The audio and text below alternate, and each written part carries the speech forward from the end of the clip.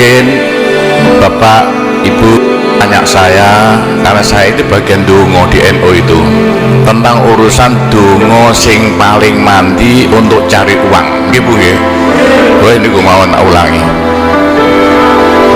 Wong sampai kere saking goblok iki. Doa paling mandi itu sebenarnya wajib minta padaku saya beri Al-Quran. Tuhan tidak akan ulangi janji. Al-Quran itu singkatan kitab sak jagat. Kitab sak jagat yang jumlahnya 126.000, 124.000 diperes jadi 4: Quran, Zabur, Taurat, Injil. Quran disingkat jadi surat Yasin. Bu, Pak, kalau butuh apa-apa urusan dunia, minta itu dipilah-pilah loh. Ada minta krono Allah, ada krono surga, ada krono pahala, ada karena dunia. Bahkan yang karena dunia dalam Al-Quran diutamakan, Rabbana atina fid dunya hasanah. Karena dunia dipilah-pilah, minta sapi, minta kebo, minta ayam, begitulah. Minta apa? Minta uang untuk nyaur hutang, minta supaya dagangannya laris. Itu doa paling mandi, yaitu peresan Al-Quran surat Yasin. Surat Yasin kalau untuk doa bukan main mandinya. Tapi kalau urusannya bukan main besarnya, saman baca berulang kali sampai 41 kali. Ada rahasianya itu. Tapi tidak apa-apa. Sekarang 2, besok 2, 20 hari dapat 41. Satu tujuan, minta supaya diberi uang untuk bayar hutang, minta supaya dagangannya laris. Saman baca surat Yasin 41 kali, satu tujuan. Kalau tidak mampu, kumpulkan ibu-ibu, diberi makan semuanya, suruh baca surat Yasin. Tiap satu orang 2 kali, orangnya 20, atau satu orang 4 kali, orangnya 10, atau satu orang sekali, orangnya 41, kan sudah. Tapi diberitahu loh terang-terangan, Bu, ini terang-terangan saya minta sama baca surat Yasin untuk saya supaya bisa nyaur hutang, saya supaya laku punya suami. Kalau siapa yang tidak payah lagi, itu caranya begitu. Gak payah rabi, caranya begitu. Temu gak pangkatnya 41 kali, satu permohonan. Bisa dibawa sendiri, baca sendiri saya 41 hari, atau dibaca sendiri langsung sekitar hampir 8 jam ya, tadi baca itu tidak sampai 8 jam. Tapi kalau terlalu kebanyakan, dibaca 21 kali. Terlalu banyak 7 kali, 1 menit. Surat Yasin itu 5 menit lamanya. Kalau 7 kali berapa? 7 kali 5 hanya 30 menit, 35 menit. Surat Yasin diperes jadi Fatihah. Masya Allah, Fatihah itu kalau untuk doa tidak ada tandingannya, khususnya minta uang untuk nyaur hutang. Nah, Fatihah itu berapa kali? 7 kali. Kurang banyak 21 kali, kurang banyak 41 kali. Tapi Fatihah yang mandinya bukan main, pasti berhasil 313 kali. Ayo, siapa yang punya, yang tidak laku-laku, tidak dapat istri, sama baca Fatihah satu tujuan supaya dapat istri 313 kali. Yang kalau dibaca hanya 40 menit ini. Satu tujuan. Mau laku ya dicaca lah. Kalau punya rumah tidak laku-laku supaya laku. Baca Fatihah 313 itu dalam Al-Qur'annya kam min fi'atin qalilah ghalabat fi'atan katsirah. Jumlah sedikit bisa mengalahkan jumlah yang banyak sekali. Kanjeng Nabi perang Badar tentaranya 313. Kanjeng Nabi apa itu? Nabi Daud mungsuh Raja Jalut tentaranya 313. Bu, kalau butuh apa-apa supaya kasih seketika, Mbok Yu baca Fatihah 313 kali. Tapi kalau resayan monggo, tapi tidak boleh dibagi-bagi. Apalagi bisa 7 orang diajak bersamaan baca satu tujuan supaya dapat suami. Terang-terangan loh, ngajak temannya 7 orang paling sedikit. Tiap orang baca Fatihah 313 kali. Cospleng nanti tahu-tahu datang saya mau. Mosok buktikan kalau tidak percaya. Tapi ini yang paling mandi untuk dagangan supaya laris. Orang datang ke Malaysia jauh-jauh gak kaya, buat apa? Pulang saja ke rumah. Ke Malaysia jauh-jauh harus kaya raya seperti saya, punya trek berapa? 1.200, nggak bisa dihitung treknya aja, bisa bangun bodoh beratus-ratus miliar Bang Indo tanpa tarian masyarakat. Pernah saya narik yang mondok sana, nggak pernah minum aja gratis, nggak usah bayar-bayaran. Itu karena apa? 313 kali Fatihah untuk minta uang, minta uang, minta uang. Bisa ya Pak Gopur, kecilkan lagi Fatihah, diperes jadi apa? Bismillahirrohmanirrohim. Bismillahirrohmanirrohim itu kalau untuk doa tidak ada tandingannya. Berapa kali terserah, mulai 7 kali naik berapa kali. Bismillahirrohmanirrohim, Bismillahirrohmanirrohim bisa. Tapi kalau tujuannya penting sekali dan harus berhasil seketika, dibaca dengan jumlah hono corokonya Bismillahirrohmanirrohim. Apa jatuhnya? Berapa? 786 kali. Buktikan kalau Anda percaya. Kalau ingin apa-apa berhasil seketika, sama baca Bismillahirrohmanirrohim, Bismillahirrohmanirrohim ping 786. Satu tujuan, buktikan nanti. Apalagi bisa diulang-ulangi sampai 3 kali, 3 malam.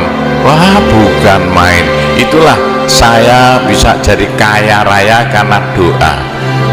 85 murid Pondok Sunan Derajat tinggal 5 ya, 80 tinggal 5. Loh, saya toto 20 tahun jadi sekarang 12.000. 80-an Pondok Sunan yang 1/4 hektar sekarang jadi 140 hektar. 85 tinggal apa itu ibtidak sekarang sama S2.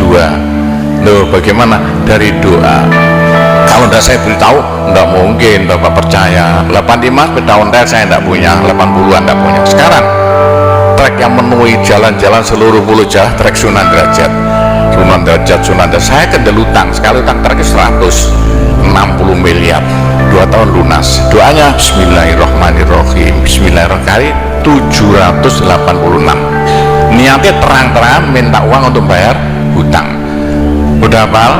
Ngosok. Berarti Bismillahirrohmanirrohim yang paling mandi dibaca 786, ke atas lagi Fatihah berapa kali? 313, di atas lagi surat Yasin berapa? 41, sudah habis. Nah, tapi doa yang mandi lagi tidak ada melebihi singkatan zikir sajagat apa?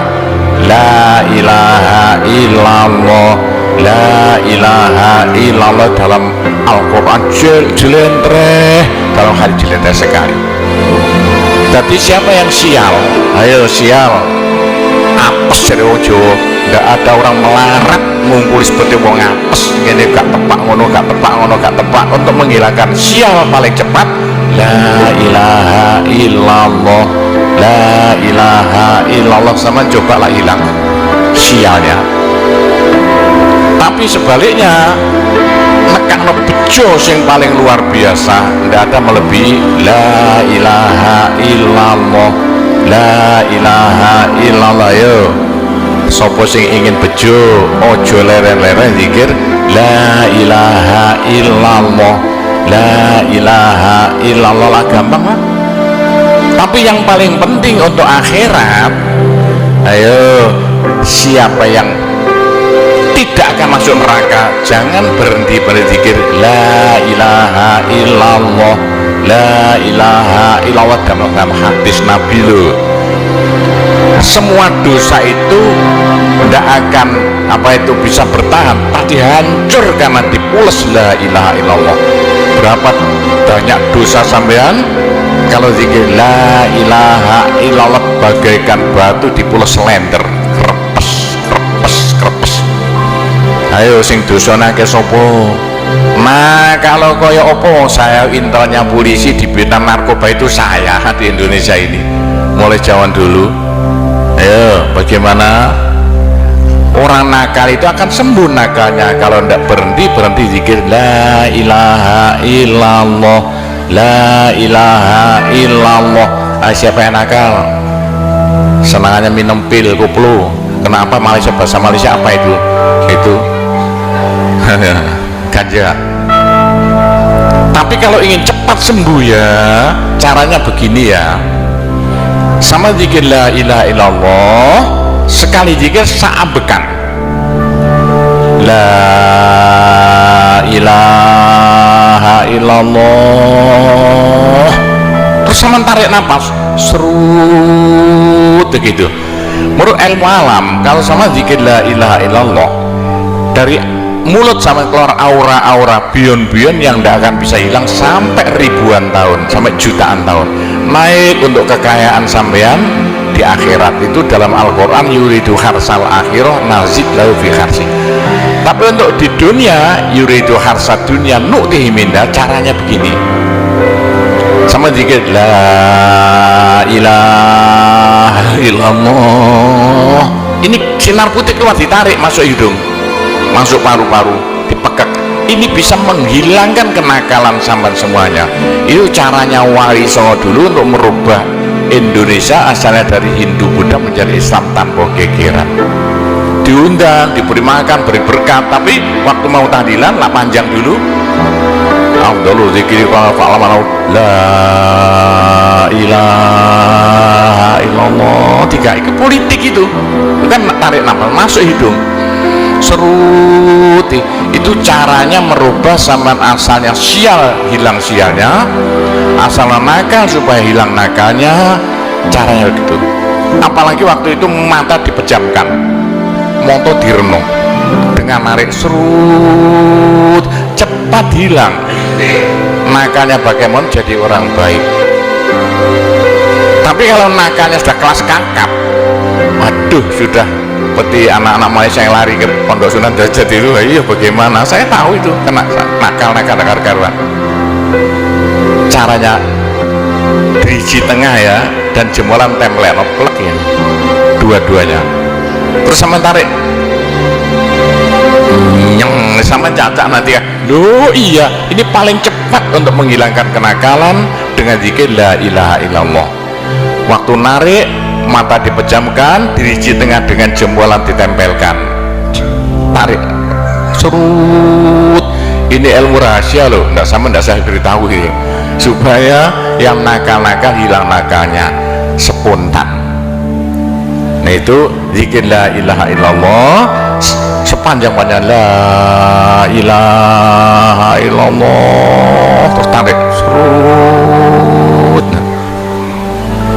Tapi untuk nekakno bejo supaya sampean bejo, supaya sampean berjaya, sama saja, supaya tidak sial, sama zikir la ilaha illallah saambekan, apa ditarik serut. Itu caranya begitu.